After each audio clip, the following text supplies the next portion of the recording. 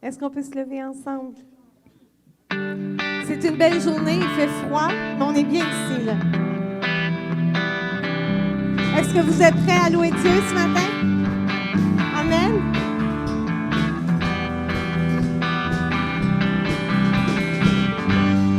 Rue de Chêne, la croix déclare que ton œuvre est accomplie. Je peux vivre enfin libre, car Jésus, tu m'as franchi. Oh, oh, oh, oh, oh. Tu nous livres par ta force, la puissance de ton esprit. Cette grâce, je peux vivre, car Jésus, tu m'as franchi. Rien ne pourra m'arrêter, non, rien ne pourra me lier. Jésus m'a libéré, vraiment libéré.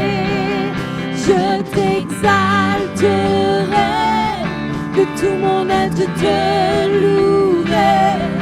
Et quelle que soit l'adversité, c'est toi qui as triomphé. Je t'exalterai, de tout mon être je te louerai. Et quelle que soit l'adversité, c'est toi qui as triomphé, m'a libéré.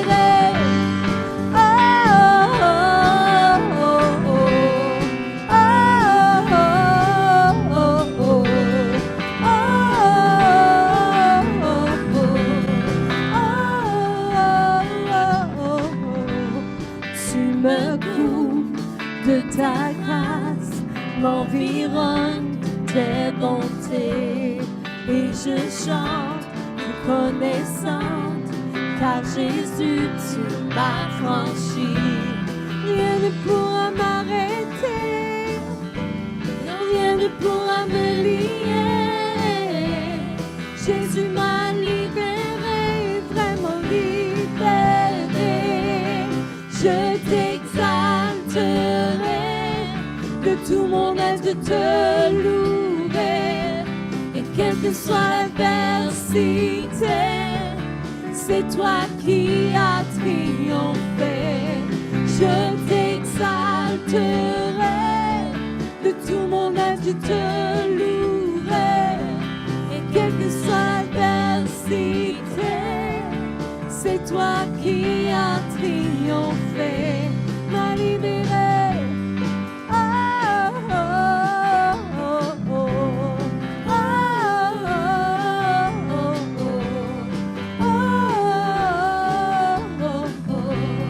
Chantons ensemble, libéré. Libéré, libéré, nous avons la victoire. Libéré, libéré, nous avons la victoire. Libéré, libéré, nous avons la victoire. Libéré, libéré, nous avons, et je t'exalterai, de tout mon être te louerai. Et quelle que soit l'adversité, c'est toi qui as triomphé. Je t'exalterai, de tout mon être je te louerai. Et quelle que soit l'adversité, c'est toi qui as triomphé, m'a libéré.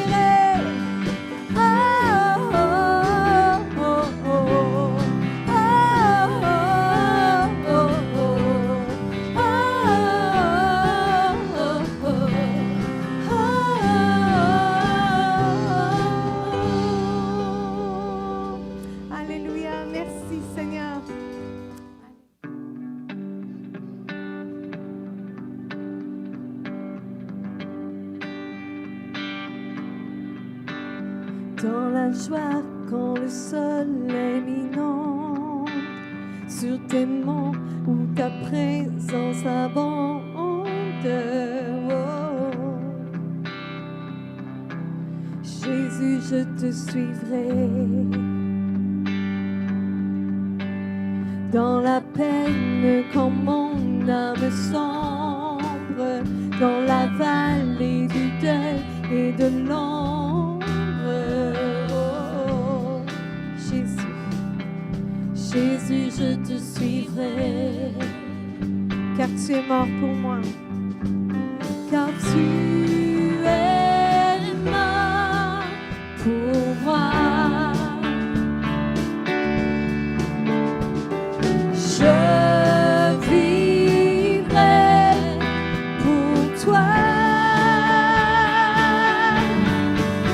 Tu t'es offert sans regarder, tu as souffert pour me sauver. Oh. Jésus, je te suivrai. Je t'aimerai plus que la vie, te servirai malgré la vie. Oh. Jésus, je te suivrai, confiant quand ma foi est profonde, dans le doute quand ma paix semble fondre. Jésus, je te suivrai, car tu es mort pour moi,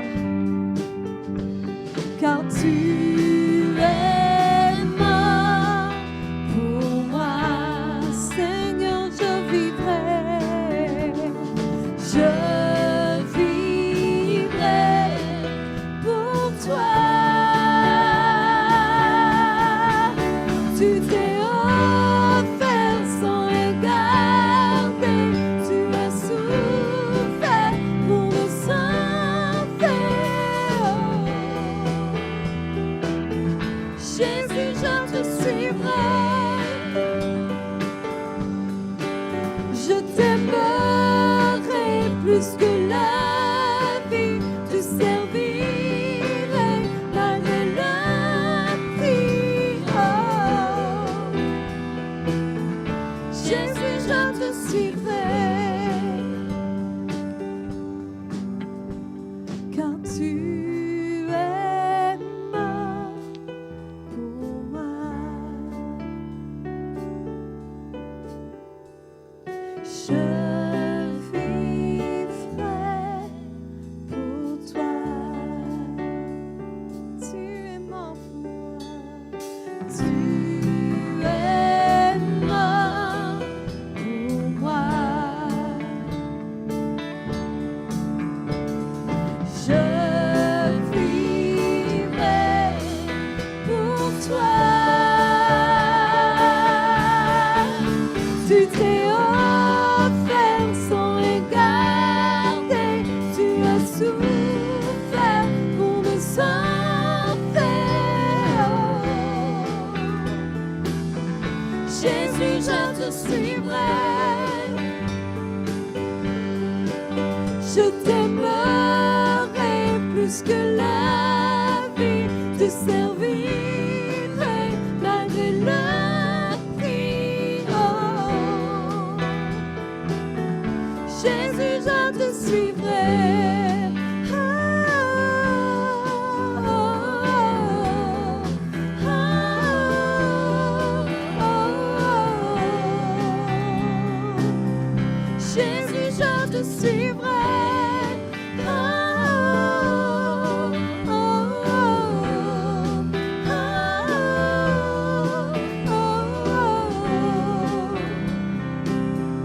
Jésus, je te suivrai.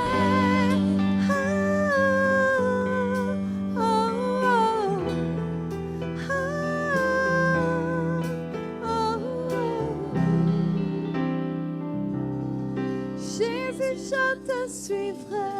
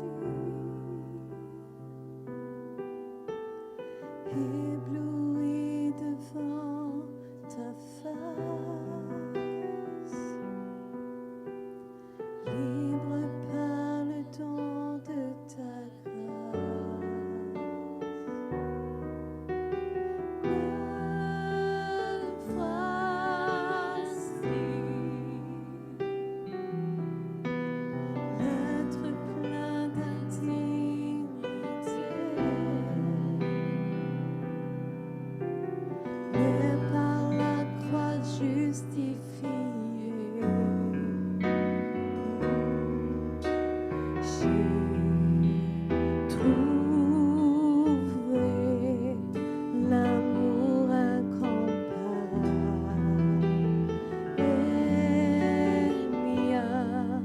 car tu t'es dépouillé pour te sacrifier. Seigneur, nous chantons ce matin.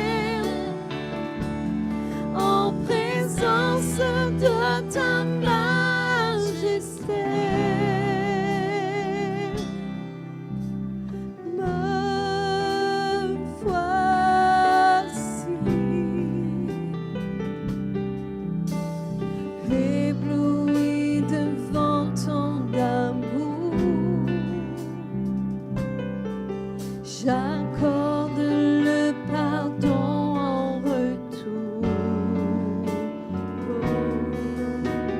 Me voici. Tu désires me combler, m'embraser de ta sainteté.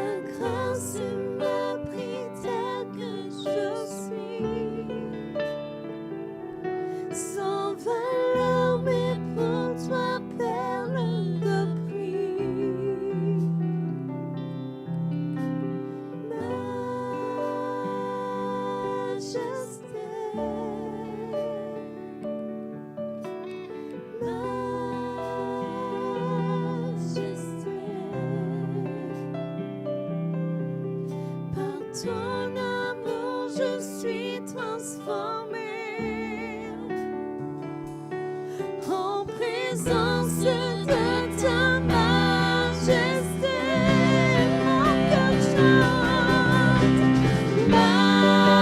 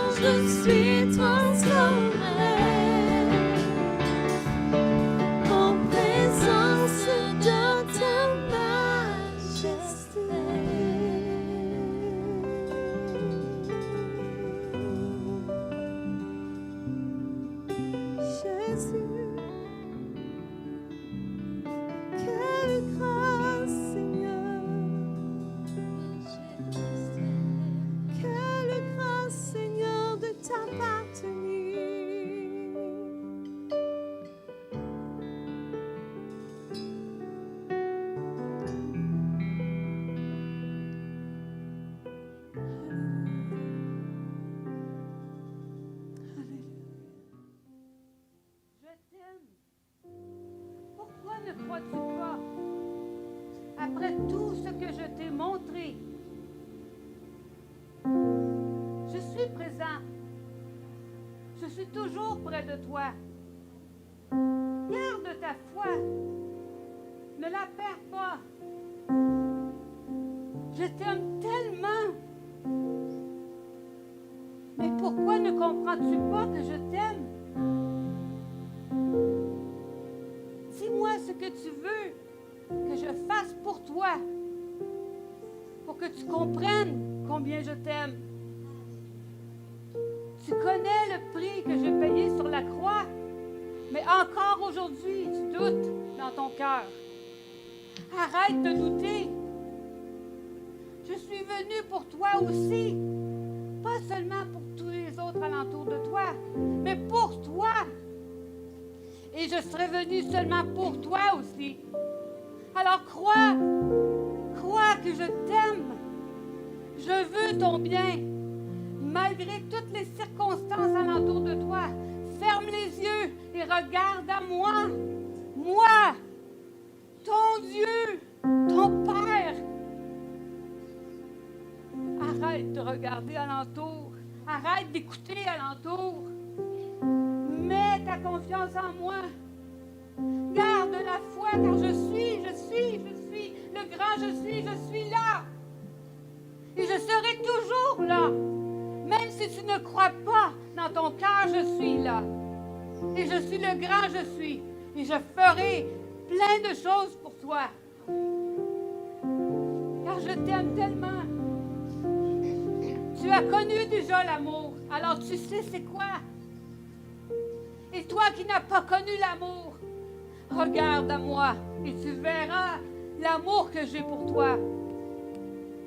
Garde en toi ce cœur d'enfant pour recevoir tout ce que j'ai pour toi. Car j'ai beaucoup à t'offrir avant mon retour.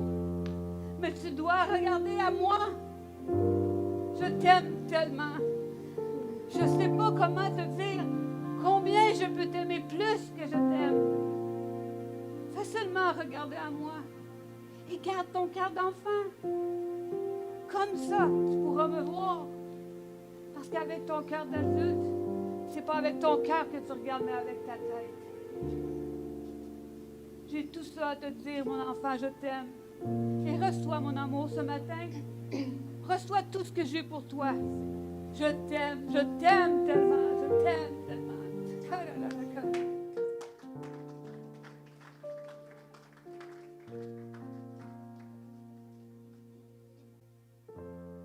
J'ai trop longtemps porté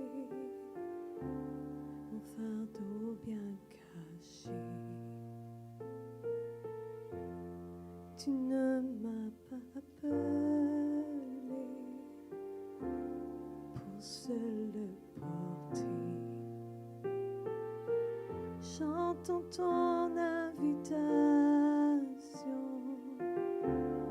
à m'abandonner. Maintenant je vois, je me livre à toi, car j'ai tant besoin de toi. Je cours vers le Père, poussé par ta grâce. Je ne me cache plus, je lui ferai face. Viens réparer mon cœur, viens penser mon âme. C'est vers le Père que je cours encore et encore et encore et encore.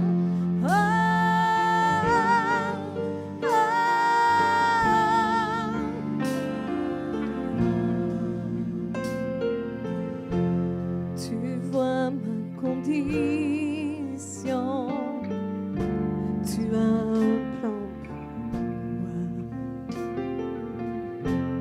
Ton Fils, ma rédemption, payé sur la croix. Je n'ai pas d'explication devant cet amour.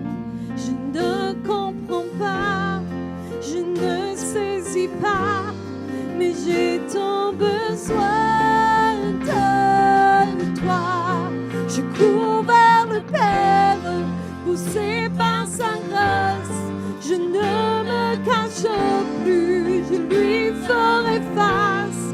Viens réparer mon cœur, viens penser mon âme. C'est vers le Père que je cours encore et encore. Je cours vers le Père, poussé par sa grâce.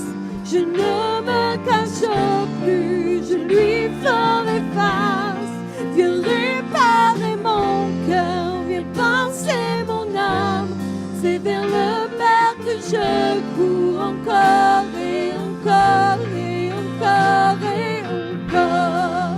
Ah, ah, encore et encore et encore et encore. Ah, ah, tu avais ciblé mon cœur avant mon premier souffle, à courir dans tes bras, c'est revenir à la vie. Et mon cœur s'emballe tout au fond de moi, ta grâce m'attire à toi. Tel que je suis, tu me conduis. J'ai tant besoin de toi. Tu avais ciblé mon cœur avant mon premier souffle, à courir dans tes bras, c'est revenir à la vie. Et mon cœur s'emballe tout au fond de moi, ta grâce m'attire à toi. Tel que je suis, tu me conduis. J'ai tant besoin de toi. Je cours vers le Père, poussé par sa grâce. Je ne me cache plus, je lui ferai face. Viens réparer mon cœur, viens penser mon âme. C'est vers le Père que je cours encore et encore. Je cours vers le Père, poussé par sa grâce. Je ne me cache plus, je lui ferai face. Viens réparer mon cœur, viens penser mon âme. C'est vers le Père que je cours encore et encore et encore et encore. Ah, ah, ah, encore et encore et encore et encore.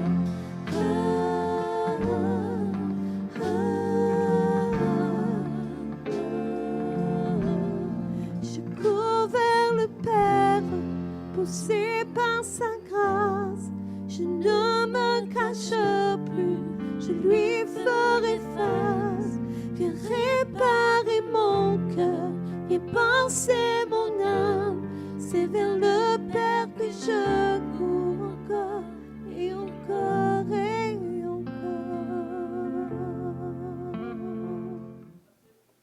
Bienvenue ce matin à l'Église de la Moisson. J'espère que vous allez bien. On va prendre un moment de prière ensemble. Seigneur, merci pour tous ceux et celles qui sont avec nous en ligne ce matin. Seigneur, je prie que par l'intermédiaire de ton Saint-Esprit, Seigneur, même si nous ne sommes pas physiquement dans le même bâtiment, Seigneur, je prie que tu puisses aller toucher les vies et les cœurs de chaque personne dans leur maison, dans leur foyer. Seigneur, agis parce que tu es notre Dieu, notre Roi. Seigneur, on vient ensemble ce matin pour célébrer la résurrection, célébrer la vie que nous avons en toi, célébrer, Seigneur, l'œuvre que tu as fait pour nous à la croix. Et Seigneur, on te dit merci, Seigneur, avec des cœurs reconnaissants pour tout ce que tu as fait pour nous. Seigneur, je prie que tu puisses bénir ce moment, ce temps que nous pensons ensemble, Seigneur, dans ta présence. Seigneur, que tu puisses nous conduire, Seigneur, comme Église, pas juste notre Église, mais tous les croyants, les chrétiens partout dans le monde. Seigneur, donne une force, Seigneur, élève une armée, Seigneur, de gens, d'hommes et de femmes qui ne sont pas gênés, Seigneur, qui ne sont pas intimidés par le monde, mais qui vont avoir l'audace pour déclarer et pour vivre, déclarer ta parole, déclarer ton évangile et vivre pour toi, Seigneur, avec tous nos cœurs, avec toutes nos pensées. Seigneur, merci pour ta grâce, merci pour ta fidélité qui agit dans nos vies jour après jour, mois après mois. On te donne toute la gloire qui te revient. Dans le nom de Jésus, on prie. Amen. On est béni que vous soyez avec nous ce matin. J'ai quelques annonces avant que nous rentrons dans la parole de Dieu ensemble. Premièrement, c'est le moment à l'Église d'habitude où on prend nos dîmes et nos offrandes. Je vous encourage de le faire, même si on n'est pas physiquement dans le lieu ensemble. Vous pouvez aller en ligne. Vous pouvez aussi le faire par la poste si vous désirez. Mais soyez, spécialement, on commence l'année, notre intention, notre désir était de ne pas être obligé de refermer l'Église et retourner en ligne, mais on fait ce qu'on fait sous ce que le gouvernement nous demande de faire, mais aussi, je crois que c'est important de faire notre part. C'est important que l'Église peut faire notre part dans notre communauté pour ne pas empirer la situation actuelle qui existe dans ce monde, mais de venir vraiment en aide auprès des gens. Et des fois, ça prend des gestes comme qu'on est en train de faire pour protéger les gens autour de nous. Mais ceux qui donnent, vous pouvez aller sur notre site églisedelamoisson.ca. Il y a deux options. Il y a l'entreprise, il y a Canada Helps ou il y a PayPal. Et dans les deux façons, on apprécie aussi des personnes qui vont faire des transferts, des e-transfers. Vous pouvez faire ça également. On a toutes les informations sur notre site à cet égard. Aussi, je voulais annoncer qu'à partir de demain, lundi, on veut faire les dernières 21 jours du mois de janvier. Fait qu'à partir du 10 janvier, demain matin, jusqu'à la dernière journée du mois de janvier, on va faire un temps de jeûne et de prière, 21 jours. Je vous encourage d'essayer de faire partie de ce jeûne. Si vous faites partie de cette Église, il y a beaucoup d'autres églises qui le font, spécialement dans le moment dans lequel que nous sommes. Il y a beaucoup de gens, de chrétiens qui commencent l'année dans un temps de jeûne et de prière. Fait que je vous encourage de le faire avec nous. Je veux juste vous donner quelques renseignements dans ce qu'on parle. Quand on parle de jeûne, ce qu'on veut dire et ce que je veux pas dire. Lorsqu'on parle de jeûne, on ne parle pas d'arrêter des choses comme, mettons, j'écouterai pas la télé pendant 21 jours, je vais pas aller sur les médias sociaux ou faire des choses comme ça. Il y a rien de mal avec ce genre de consécration. Il n'y a rien de mal en disant je vais me consacrer et je ne vais pas aller ou je ne vais pas faire certaines choses. Mais lorsqu'on parle de jeûne, on parle de nourriture. Spécifiquement, dans la parole de Dieu, la Bible nous dit que lorsque Adam et Ève ont péché, le péché initial était relié avec la nourriture. Et d'ailleurs, la jeûne fait en sorte qu'on dit au Seigneur, je prends l'autorité sur ce désir de manger et je jeûne pendant un certain temps. Et toutes les fois, lorsque la Bible parle de jeûne, c'est jamais dans le contexte de ne pas aller à faire certaines choses particulières. C'est toujours dans le contexte de ne pas manger quelque chose. Je vous encourage d'appliquer ce jeûne. Il y a plusieurs façons que vous pourriez le faire. Premièrement, si vous avez en bas de 18 ans, si vous êtes un jeune en bas de 18 ans, ce n'est pas conseillé pour les enfants de jeûner. Et si vous êtes au-dessus de 75 ans ou dans ces âges-là ou plus, aussi, ce n'est pas peut-être quelque chose que vous devriez faire. Faites attention à votre santé, si vous êtes enceinte, des choses comme ça. Mais si vous êtes entre 18 et 75 ans, si vous êtes en bonne santé, vous êtes capable de jeûner, de prendre ce temps de consécration avec nous pour prier, pour jeûner ensemble. Et ce que je vais demander, vous pouvez choisir de le faire de différentes manières. Si vous êtes quelqu'un que vous avez vous n'avez pas vraiment beaucoup jeûné dans votre vie, c'est nouveau pour vous.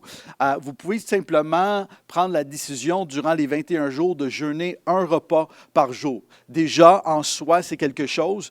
Fait que si c'est nouveau pour toi et tu n'es pas à l'aise à faire une jeûne complète, je te dirais la base, ce serait de au moins prendre un repas par jour et de jeûner. Au lieu que vous vous sentez coupable pendant 21 jours, que vous essayez de jeûner et vous êtes toujours en train de pas le faire. Prenons un engagement dans quelque chose que vous pourrez faire.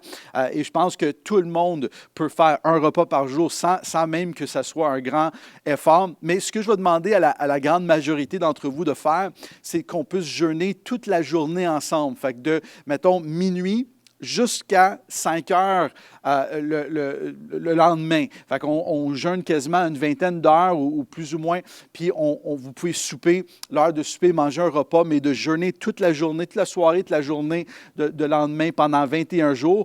Et si vous êtes à l'aise de faire un jeûne complet, fait que 21 jours juste d'eau ou de thé ou café ou liquide, quoi que ce soit, vous pouvez faire ça également. Fait que 3 options, ou un jeûne complet juste de liquide pendant 21 jours, ou une option hybride où ça va être toute la soirée, le lendemain, le jour jusqu'à 5 heures, ou juste un repas par jour. Vous choisirez le type de jeûne qui vous convient. Il y a certaines personnes qui m'ont dit, Pasteur Daniel, est-ce qu'on peut faire le jeûne de Daniel? Il y a un jeûne de Daniel dans la Bible où Daniel il mangeait seulement des fruits et des légumes. Il ne mangeait pas de viande et ces choses-là. Honnêtement, je vous encourage de ne pas vous embarquer nécessairement dans ce jeûne-là en ce moment parce que souvent, ce qui va arriver, c'est que vous allez finalement manger plus que vous mangez d'habitude et passer plus votre temps à décider quel genre de repas que je dois me faire parce que là, je ne suis pas habitué à manger ce genre des genres de nourriture. Fait que je vous encourage de juste prendre une décision de jeûner, de ne pas manger ou un repas par jour ou de faire soirée toute la journée, 2 repas jusqu'au souper ou une jeûne complète, de choisir parmi les 3 options, mais de faire ce jeûne et ce prière avec nous. Moi, je crois que la jeûne, et la semaine prochaine, je vais en parler un peu plus davantage de la puissance que nous avons lorsqu'on a une vie de jeûne et de prière. Et je crois que Dieu agit lorsque l'Église se soumette à la parole de Dieu et fait ce que Dieu nous demande de faire. Et il y a beaucoup de bénéfices lorsqu'on parle de la jeûne. Fait que vous pouvez faire vos propres recherches à ce niveau-là. Mais comme Église, et pas juste notre Église, il y a plein de chrétiens partout dans le monde qui le font en ce moment. Fait qu'on le fait en unité avec nos frères et nos sœurs partout dans le monde. Puis on demande que Dieu nous donne une vision fraîche, qui nous donne une révélation fraîche de qui qu'il est et de ce qu'il veut faire dans notre vie. Et qu'il n'y a rien qui peut nous empêcher, l'Église, d'avancer dans le corps, dans la direction que Dieu a pour nous. Et lorsqu'on prenne le début de l'année pour se remettre et dire, Seigneur, on s'abandonne complètement à toi, Seigneur, pour que tu puisses nous diriger et que ta volonté soit faite dans nos vies. Je crois que Dieu va répondre, Dieu va exaucer et la main de Dieu va agir dans nos vies. Amen. Une dernière annonce rapidement avant qu'on va dans la parole de Dieu ce matin. C'est qu'on va débuter dans cette nouvelle année les Zooms, les mercredis soirs avec Pasteur Bruno et aussi les cours bibliques ASOM avec notre sœur Sandra Dujour et Jean-Michel qui s'en charge un peu de l'organisation de ces cours-là. Les deux se fait les mercredis soirs, ils sont inversés. Fait qu'un mercredi soir, c'est les Zooms avec Pasteur Bruno. L'autre mercredi soir, c'est les cours ASOM. Si vous avez à cœur de se joindre, il y a toutes les formations qui vont être sur l'application de l'Église ou sur notre site. Vous pouvez aller vous inscrire ou tout simplement vous joindre au lien Zoom les mercredis soirs lorsque vous avez le temps pour le faire. Amen. Vous êtes avec moi dans le livre de Exode chapitre 7, on va rentrer ensemble dans ce deuxième message sur le sujet de la délivrance. J'espère que vous avez reçu quelque chose la semaine dernière et ma prière, c'est que vous puissiez recevoir une semence de la parole de Dieu qui peut vous toucher, qui peut vous aider à vivre dans la victoire, dans toutes les sphères, dans tous les aspects de votre vie. Exode chapitre 7, on va lire à partir du verset 1. chapitre 7, verset 1 jusqu'au verset 7 ensemble. On va pas mal rester tout le début de ce message dans le livre de Exode, dans les chapitres 7, 8, 9, 10, 11. C'est l'histoire où ce que Moïse et Aaron vont aller devant le Pharaon pour demander que le peuple de Dieu, que le peuple d'Israël soit libéré de la main de Pharaon. Vas-y avec moi, verset 1, Exode, chapitre 7. L'Éternel dit à Moïse, « Regarde, je te ferai Dieu pour le Pharaon, et ton frère Aaron sera ton prophète. Toi, tu diras tout ce que je te ordonnerai, et ton frère Aaron parlera au Pharaon pour qu'il laisse les Israélites partis de son pays. De mon côté, j'endurcirai le cœur du Pharaon et je multiplierai mes signes et mes miracles en Égypte. Le Pharaon ne vous écoutera pas. Et je porterai la main contre l'Égypte.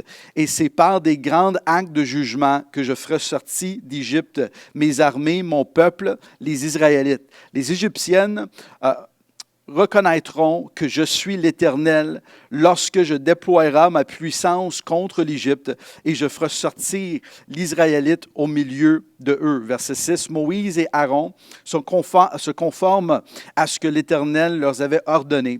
Et c'est ce qu'ils furent. Moïse avait été âgé de 80 ans et Aaron de 83 ans lorsqu'ils ont parlé au Pharaon.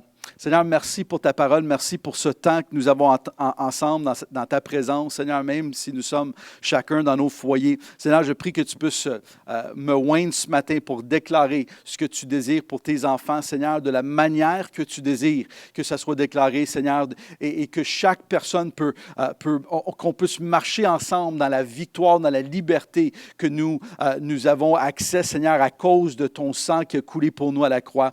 Dans le nom de Jésus, je prie. Amen.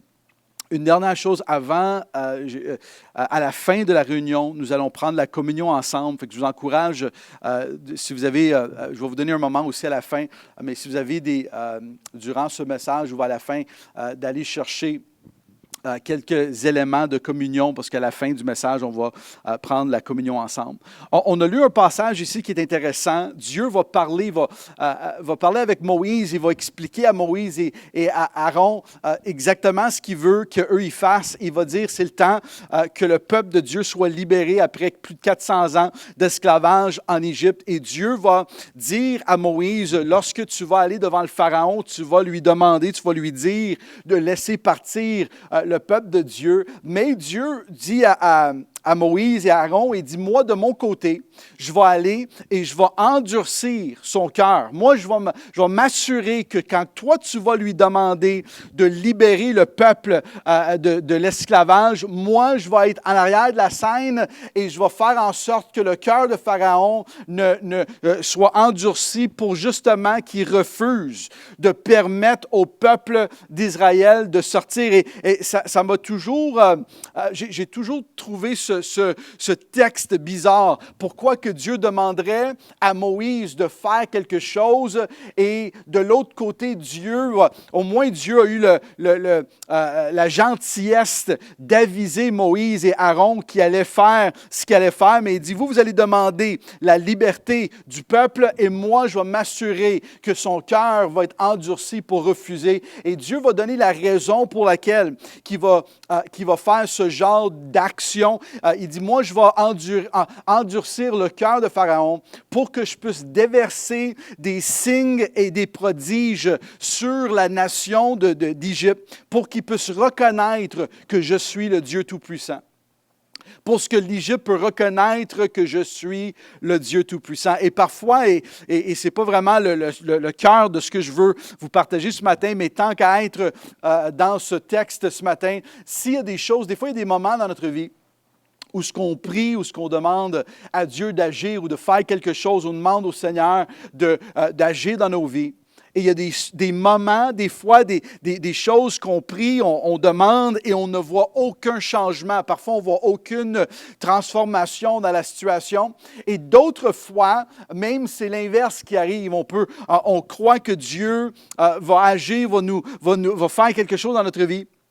Et pas seulement que les choses ne vont pas de mieux en mieux, mais des fois, les choses vont de pire en pire. Et lorsqu'on étudie la parole de Dieu, on voit à plusieurs reprises où il y a des gens, des hommes ou des femmes de Dieu qui avaient reçu une parole de Dieu, une vision de la part de Dieu. Dieu voulait qu'ils accomplissent quelque chose. Et au lieu que les événements vont de mieux en mieux pour les aider à accomplir le plan que Dieu avait pour eux, on voit que les choses vont de pire en pire. Une des illustrations qu'on voit dans la Bible, c'est la vie de Joseph. Joseph, il va recevoir une rêve, d'ailleurs 2 rêves de Dieu pour qu'un jour les gens vont être prosternés devant lui, comment Dieu va l'élever pour faire des grandes choses avec lui, mais sa vie ou les étapes après qu'il a eu ces rêves-là vont de pire en pire. Joseph, il se fait vendre comme esclave, il se fait jeter en prison, les choses vont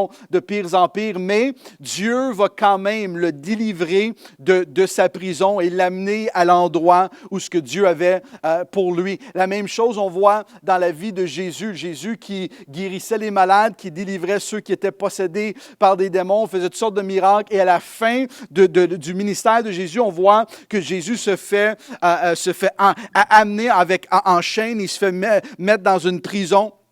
Dans la maison il se fait sortir de la maison de cet homme religieux, cet leader religieux, pour littéralement se faire amener devant Pilate qui va vouloir essayer de sauver la vie de Jésus, mais le peuple qui va être manipulé ou encouragé par les pharisiens à vouloir le faire tuer. Jésus va se faire lapider, il va se faire battre, ils vont arracher la barbe de son visage, il va mettre une couronne d'épée, il va vivre un temps douloureux, il va se finir sur la croix en étant cloué à la croix. Et les disciples de Jésus qui croyaient que Jésus était là pour libérer le peuple d'Israël, pour ramener la nation d'Israël, ils vont enlever le corps de Jésus qui est froid, qui est dur, qui est mort, qui était sur la croix. Ils vont l'envelopper dans la culture juive à l'époque, ils vont l'enseveiller, ils vont le mettre dans un tombeau, et tout ça avec des cœurs brisés. Finalement, ils vont tous se courir loin de les gens, parce que là, eux, ils ont peur que la même fatalité, la même chose qui est arrivée à Jésus va arriver à eux, que les Romains vont vouloir leur tuer.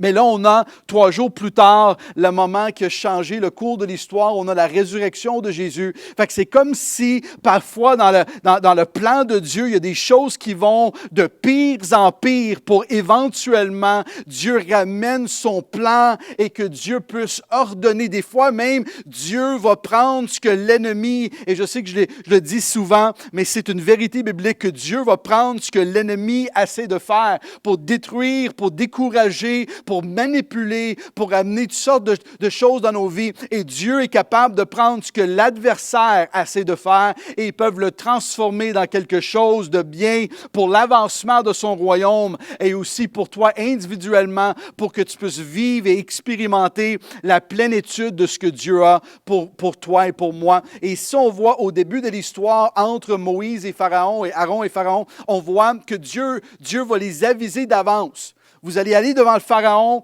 tu vas lui demander de donner la liberté aux gens, mais moi, je vais être en arrière de la scène et je vais endurcir son cœur pour qu'il refuse.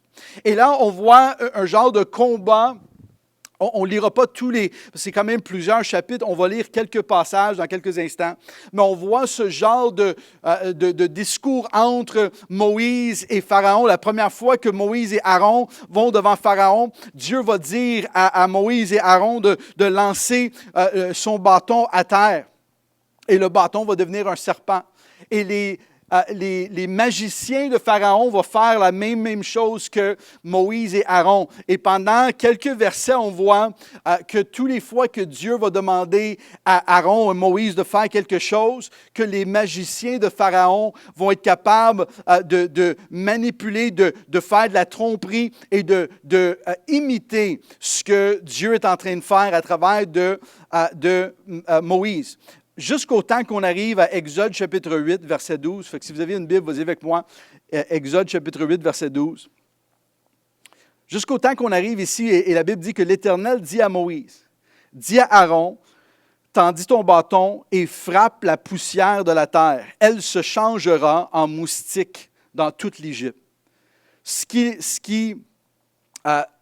qu'ils furent, Aaron tendit la main avec son bâton et frappa la poussière de la terre. Elle fut changée en moustique sur les hommes et sur les animaux, et sur toute la poussière de la terre fut changée en moustique dans toute l'Égypte. Verset 14. Et les magiciens employèrent leur sortilège pour produire les moustiques, mais il ne parvient pas. Et les moustiques étant sur tous les hommes et sur tous les animaux. Verset 15. Et les magiciens dirent au Pharaon, c'est le doigt de Dieu. Le cœur de Pharaon s'endurcit et il n'écoutera pas Moïse et Aaron. Cela se passa comme l'Éternel les avait dit. Qu'on voit ici, à ce moment-là, il y avait eu quelques autres choses qui ont pris place avant et que les magiciens de Pharaon étaient capables de répéter, de faire les mêmes genres d'actions que Dieu faisait à travers de Moïse et de Aaron. Mais ici, Dieu va demander à Aaron et Moïse de frapper à terre, et à la poussière de la terre va devenir des moustiques. En voulant dire que ce qu'il n'y avait pas de vie dedans, un élément qui est simplement quelque chose de... il n'y a aucun ADN, il n'y a aucune biologie, c'est vraiment juste une matière qui est là, le sable, et Dieu va injecter dans le sable, il va injecter la vie. Et on voit ici la séparation entre ce que Dieu peut faire et ce que les magiciens de Pharaon pouvaient accomplir. On voit une séparation. C'est un peu comme si Dieu leur permettait de faire des choses au début que les magiciens pouvaient faire. Et je pense que Dieu veut nous faire comprendre par cette histoire ce matin que parfois, l'ennemi a une certaine puissance. L'ennemi a une certaine façon de manipuler les choses. Il y a une certaine façon de venir contre les gens, d'opprimer les gens, de venir même apporter des fardeaux sur les vies des gens. Jésus en parle dans le Nouveau Testament.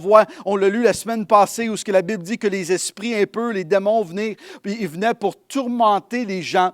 L'ennemi a une certaine puissance pour tourmenter, pour manipuler, pour agir dans les vies des gens, mais il y a une différence entre ce que l'ennemi peut faire et ce que Dieu peut faire. L'ennemi, il est limité avec ce qui a été créé, mais Dieu n'est pas limité avec ce qui existe, parce qu'il est celui qui a créé tout ce qui existe. Fait que seulement Dieu pouvait insérer le ADN, insérer la vie dans une matière qui n'avait pas de vie. Seulement Dieu est capable de prendre quelque chose qui est mort et amener la vie. Seulement Dieu est capable de prendre quelque chose qui est impossible et la rendre possible. Quelque chose qui est mort et le ramener à la vie. Quelque chose qui ne pourra jamais se faire par la force humaine, et Dieu peut l'accomplir. Fait que peu importe la situation que tu vis actuellement, peu importe l'oppression, peu importe les éléments autour de toi, il n'y a rien. Il n'y a absolument rien que notre Dieu, notre Roi, notre Seigneur ne peut pas faire dans nos vies. On sert un Dieu qui est grand, on sert un Dieu qui est puissant, on sert un Dieu qui est capable d'agir dans nos vies. C'est pas juste des histoires dans la vie de Moïse et de Aaron, et lorsqu'on lit dans l'Ancien Testament, c'est pas juste des histoires d'un Dieu qui n'existe pas. C'est le même Dieu aujourd'hui, c'est le même Dieu éternellement. Et si tu mets ta foi et si tu mets ta vie entre ses mains, il est capable d'agir au-delà de ce que tu pourrais penser, au-delà de ce que tu pourrais imaginer. Et là, on voit cette histoire qui amène une séparation entre ce que les magiciens pouvaient faire et ce que Dieu peut faire. Et il y a une différence entre ce que Dieu peut faire et ce que l'ennemi essaie de faire dans ta vie. Il y a une grande différence, et la grande différence, c'est que Dieu peut accomplir tout. Il n'y a rien d'impossible à celui qui croit en lui. Et là, on voit dans le restant de l'histoire, et on ne va pas tout le lire, mais on voit une négociation qui prend place entre Moïse et Pharaon. On voit que Dieu va, à tous les fois que Dieu va déverser un fluo sur la nation de l'Égypte, on voit que Moïse va aller devant Pharaon, et Pharaon va supplier Moïse d'aller demander à Dieu d'arrêter ce plaie, d'arrêter ce fléau qui est en train de frapper l'Égypte. Et à tous les fois, il va y avoir une négociation entre Moïse et Pharaon. Et des fois, Moïse va demander certaines libertés. Est-ce que tu peux laisser le peuple sortir pour aller faire des sacrifices dans le désert? Et Pharaon va dire, OK, je te permets de sacrifier, mais il faut que tu restes ici à l'intérieur de la nation. Et là, Moïse va dire, non, mais on ne peut pas rester ici parce que si on commence à faire des sacrifices, les gens vont nous lancer des pierres. Finalement, Pharaon va dire, OK, c'est beau, tu peux sortir dans le désert. Et Moïse va dire, OK, mais on va sortir 3 jours de marche dans le désert. Et Pharaon va dire, non, tu ne vas pas aller 3 jours de marche, tu vas rester tout proche ici. Et il y a cette négociation entre Moïse et Pharaon. Et un de mes points, si vous prenez des notes, j'ai seulement 2 points dans tout ce message ce matin. Et le premier point, c'est que tu ne pourras jamais négocier avec l'ennemi pour avoir ta liberté parce que, ultimement, l'ennemi ne te donnera jamais volontairement ta liberté. Ultimement, l'ennemi ne va pas te laisser partir juste parce que tu négocies avec lui. Et Moïse essaie de négocier. Et à tous les fois que Pharaon va dire, OK, c'est beau, va demander à Dieu d'enlever ce qui est en train d'arriver et je vais te laisser partir pendant quelques jours pour aller faire des sacrifices. Et d'autres moments, Moïse voulait partir et Pharaon va dire, avec qui? Et Moïse va dire, on voudrait aller avec tout le peuple, tous les animaux. Et Pharaon va dire, non, vas-y, juste les hommes, pas tous les enfants et les femmes et les animaux. Et à d'autres reprises, Pharaon va dire, OK, tu peux aller avec les femmes et les enfants, mais pas d'animaux. Fait qu'il y avait vous pourriez lire chapitre après chapitre de négociations entre Moïse et Pharaon. Et à tous les fois que Moïse va devant le Seigneur, va devant Dieu pour prier que Dieu arrête le fléau qui est en train de toucher ou frapper l'Égypte, à tous les moments que Moïse va prier, Dieu va arrêter ce qui est en train d'arriver. À tous les fois, Pharaon va changer de perspective, son cœur va être endurci et qui va refuser de permettre au peuple de sortir jusqu'au temps. Et restez avec moi, parce que ça, c'est le but de ce que je veux vous amener à voir et à comprendre ensemble.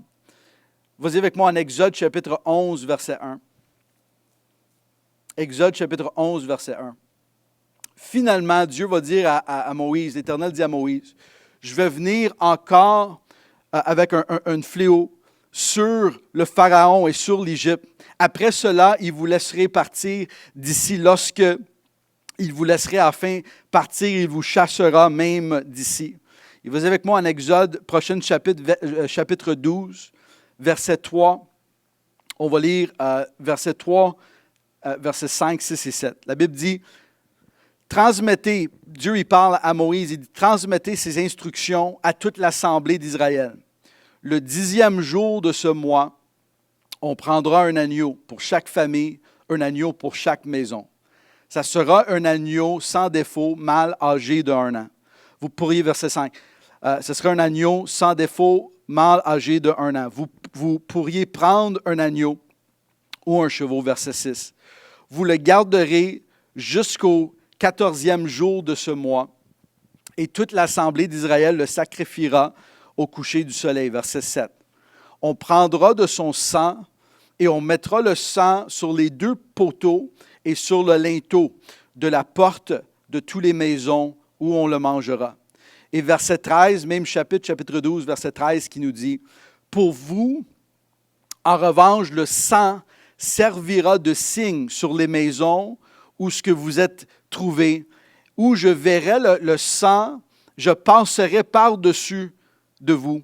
Il n'y aura pas de fléau qui vous détruise quand je frapperai l'Égypte. Pour vous, le sang servira de signe sur les maisons où vous vous trouvez. » Et ici, on voit ultimement le plan de Dieu, la raison pour laquelle que Dieu a endurci le cœur de Pharaon à tous les moments, jusqu'à la fin, il va dire à Moïse et il va dire à Aaron, maintenant, vous êtes capable de vous asseoir, je n'ai plus besoin de vous.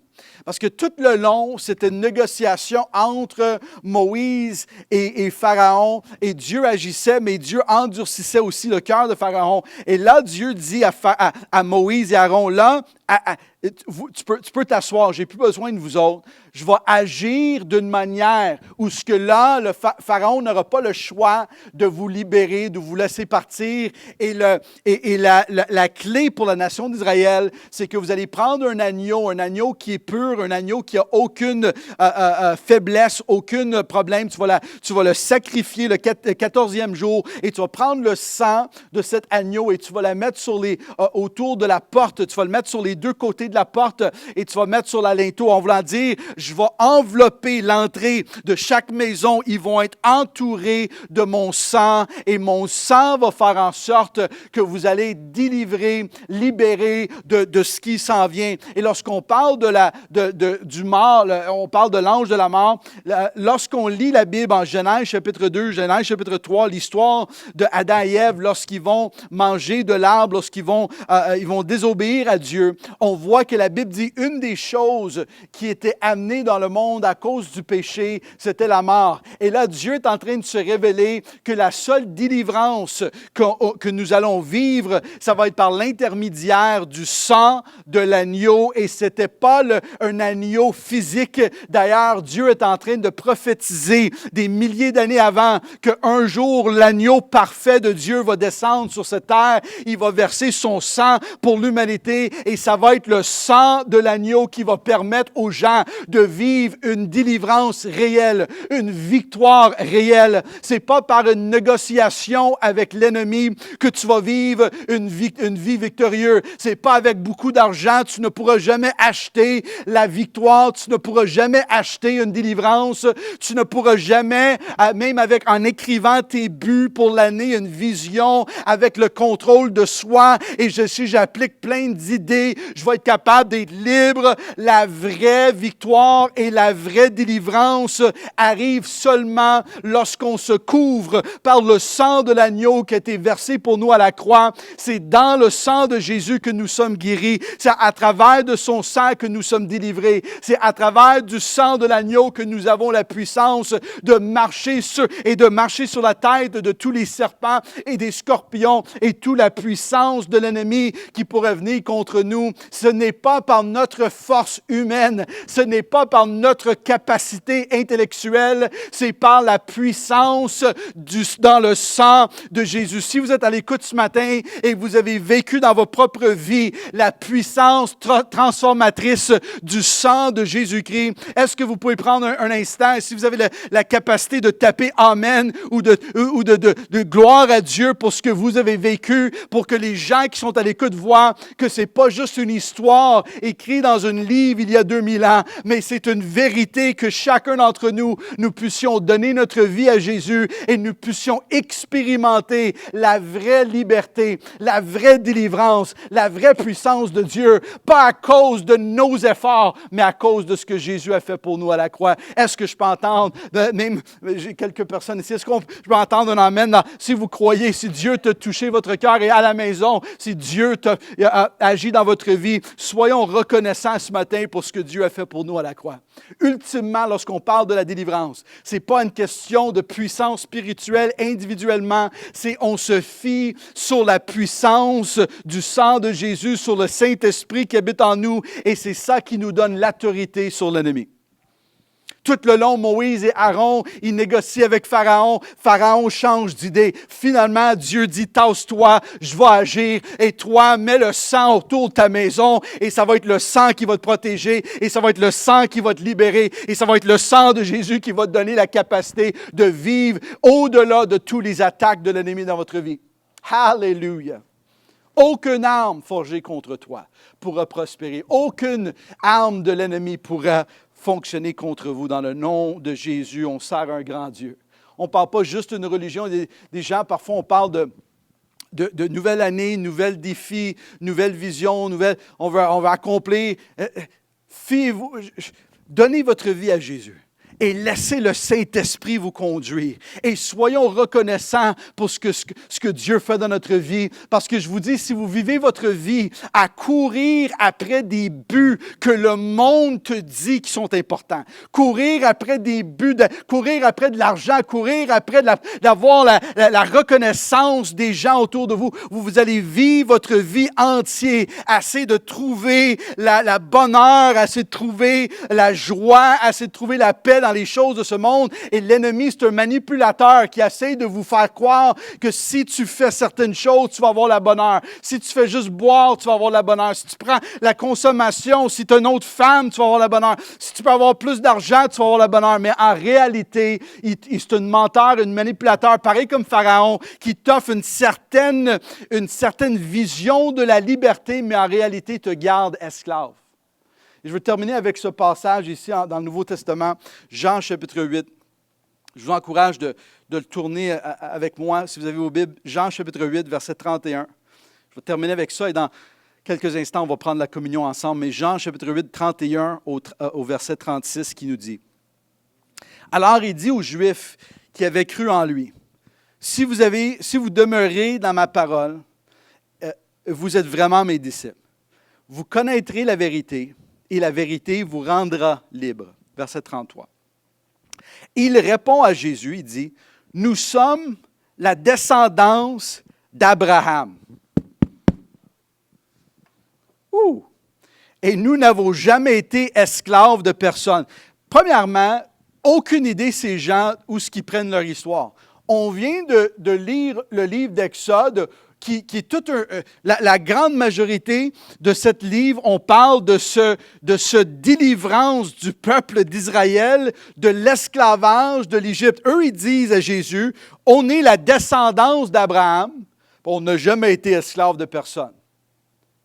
C'est drôle comment que lorsque les gens sont esclaves, ils sont aveuglés de leur vraie situation actuelle. Et d'ailleurs, même lorsqu'il parle avec Jésus en ce moment, la nation d'Israël était sous la domination de l'Empire romain.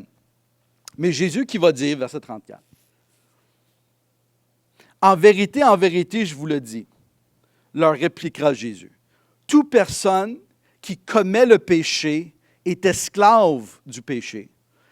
Or, l'esclave ne reste pas pour toujours dans la famille, c'est le Fils qui reste pour toujours. Si donc le Fils vous libère, vous serez réellement libre. Si le Fils vous libère, vous serez réellement libre. » Fait que lorsque ces gens qui croyaient en Jésus, mais qui ne voyaient pas leurs propres esclavages, je vous parlais avec, peut-être vous êtes à l'écoute ce matin et vous ne pensez pas que vous êtes esclave. Mais Jésus qui ne parlait pas d'un esclavage physique, il ne parlait pas d'un esclavage comme quelqu'un qui t'a acheté ou qui peut te vendre. Il parlait d'un esclavage mental, émotionnel, spirituellement. Lorsque tu vis dans le péché, tu es esclave au péché.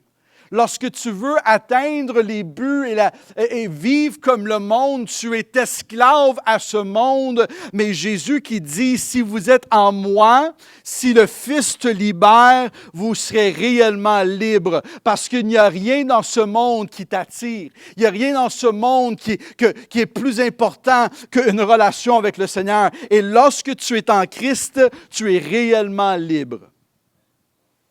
À quoi ça sert de gagner tout ce que le monde a, de gagner tout ce monde et de finir ta vie et de perdre ton propre âme?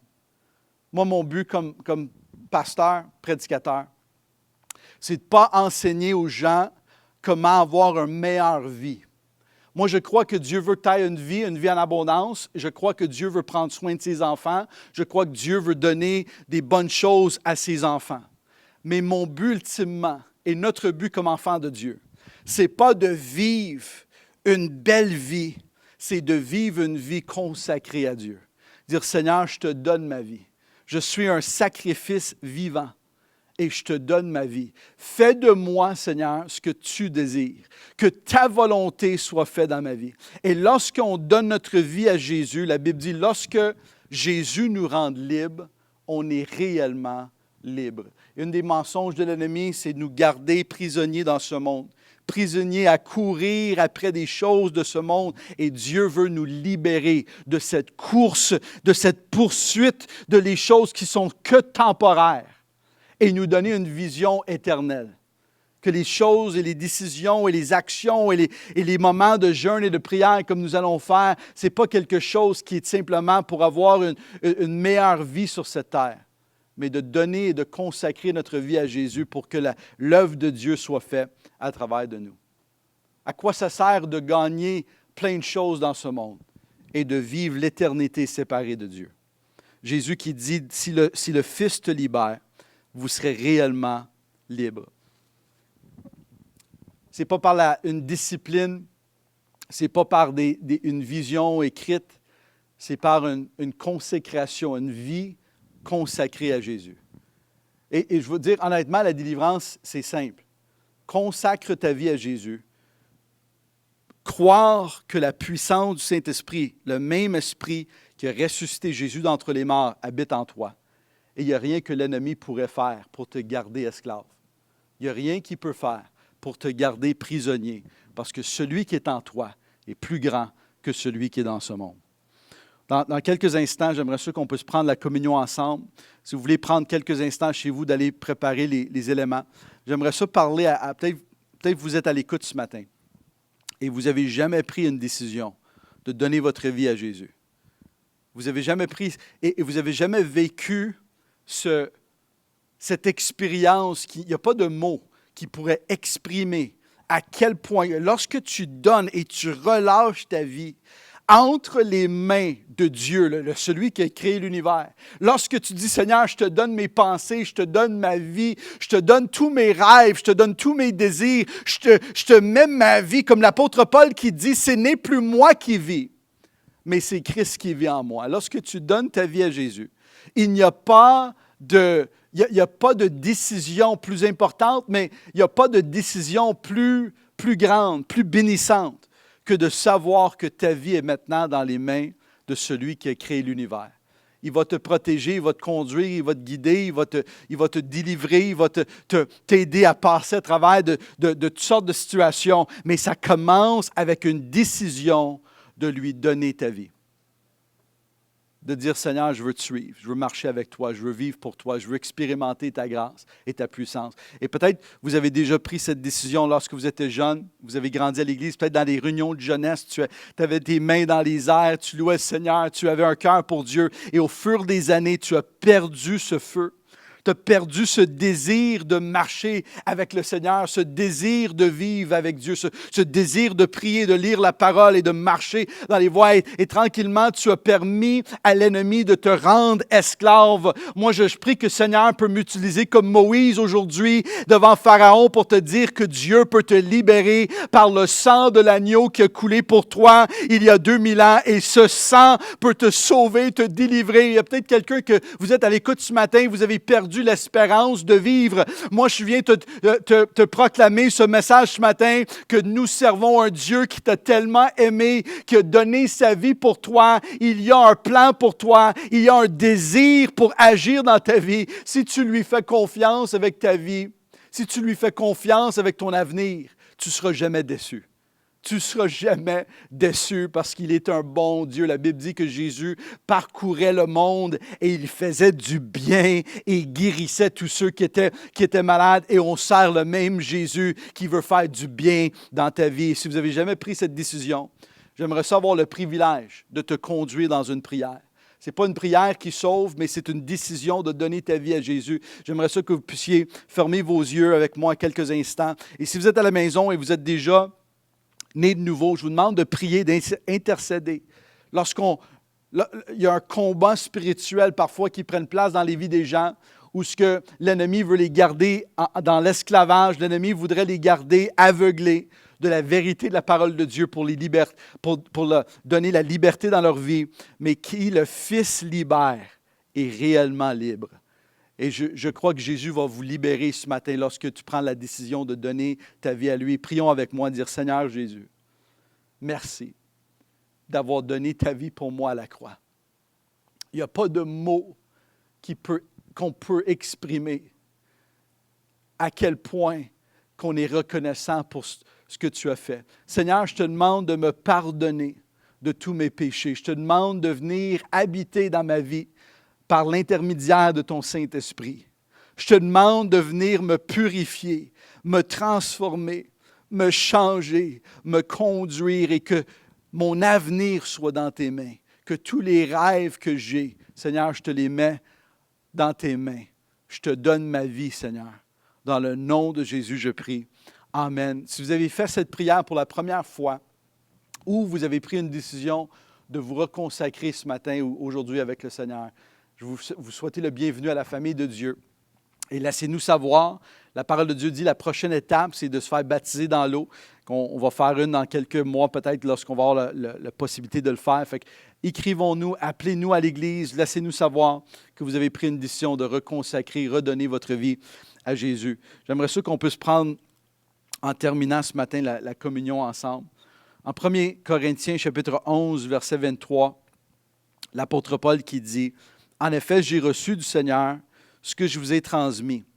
Le Seigneur Jésus, la nuit où il a été arrêté, a pris le pain et après avoir remercié Dieu, il l'a rompu. Il a dit, prenez, mangez, ceci est mon corps qui est rompu pour vous. Faites ceci en souvenir de moi. » Nous allons manger ensemble.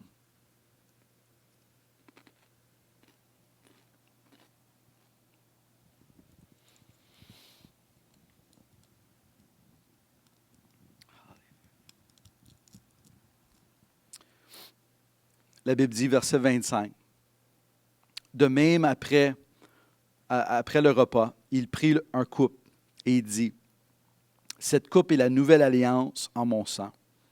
Faites ceci en souvenir de moi. Tous les fois que vous en buvez, en effet, tous les fois que vous en mangez de ce pain et que vous buvez de cette coupe, vous annoncez la mort du Seigneur jusqu'à ce qu'il revienne. » Buvons ensemble.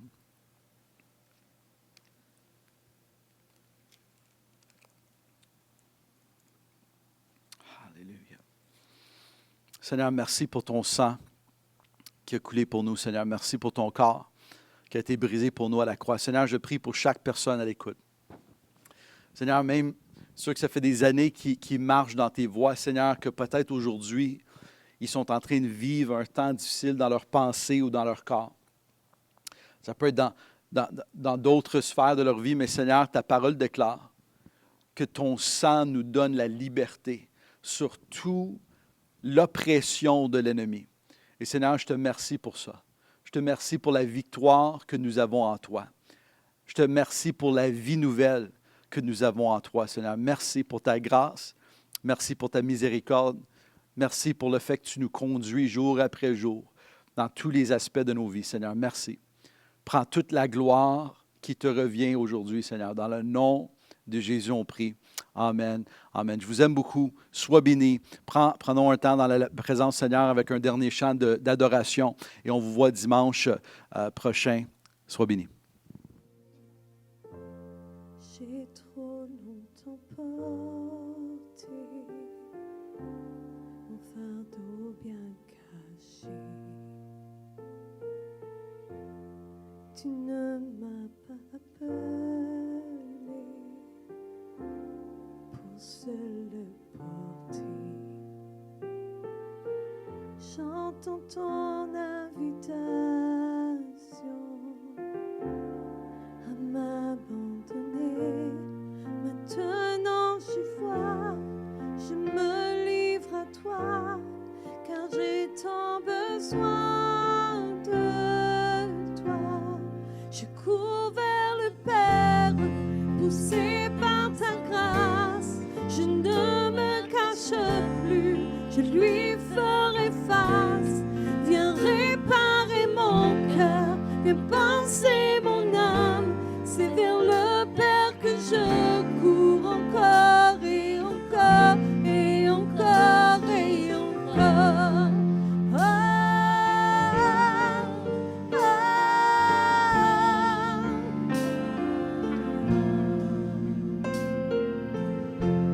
Tu vois ma condition,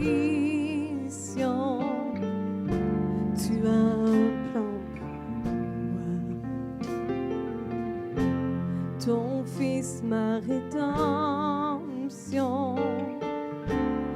payé sur la croix. Je n'ai pas d'explication devant cet amour. Je ne comprends pas, je ne saisis pas, mais j'ai tant besoin de toi. Je cours vers le Père, poussé par sa grâce. Je ne me cache plus, je lui ferai face. Viens réparer mon cœur, viens penser mon âme. C'est vers le Père que je cours encore et encore. Je cours vers le Père, poussé par sa grâce.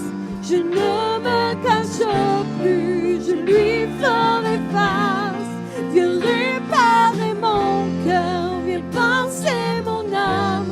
C'est vers le Père que je cours encore et encore et encore et encore. Ah, ah, encore et encore et encore et encore. Ah, ah, tu avais ciblé mon cœur avant mon premier souffle, à courir dans tes bras, c'est revenir à la vie.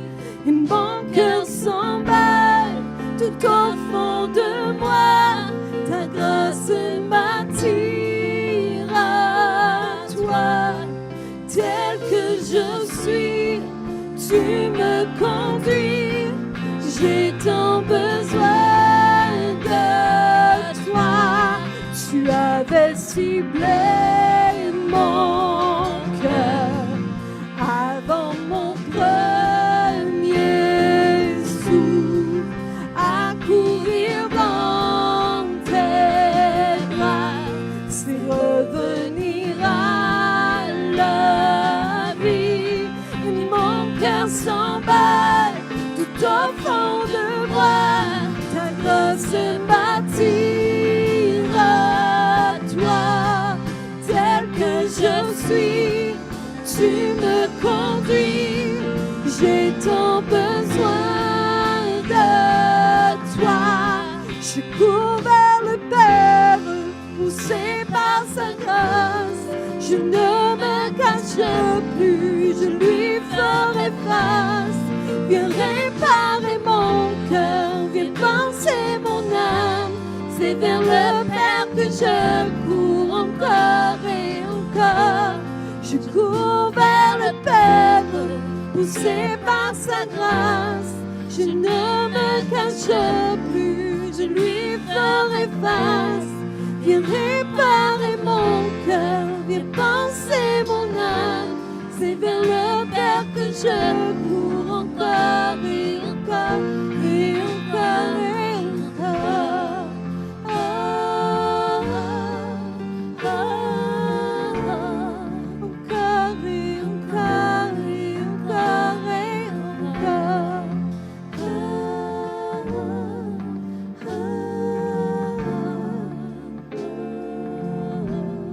Je cours vers le Père, poussé par sa grâce. Je ne me cache plus, je lui ferai face. Viens réparer mon cœur, viens penser